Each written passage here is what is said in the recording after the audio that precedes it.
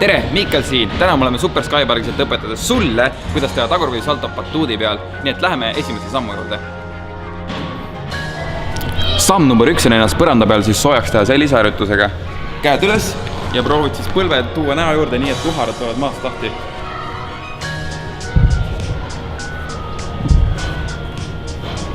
Ja kui see liigutus on selge ja soe on sees, siis saame minna järgmise sammu juurde. Samm number 2 toimub siis juba batuudil. Selleks tulebki leida endale vaba batuut, kus kedagi ees ei ole ja proovid hüpata paar korda sellili, et aru saada, mis tunne on üldse selja taha hüpata.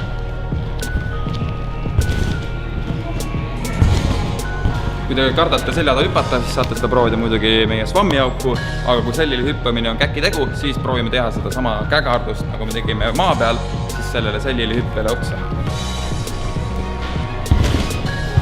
Ja olemegi üle pea. Nii lihtne see ongi ja nüüd on vaja siis see backflip ära teha, nii et lähme järgmise sammu juurde.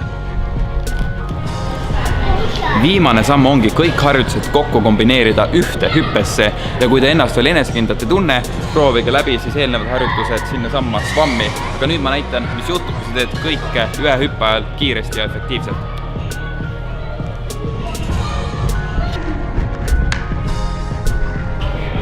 Ja ongi tehtud, mitte midagi rasket. Kui teile jäi midagi veel ebaselgeks, küsige siia video alla, anname teile nõu ja võite ka kindlasti märku anda, mis õpetus me võiks järgmisena teha.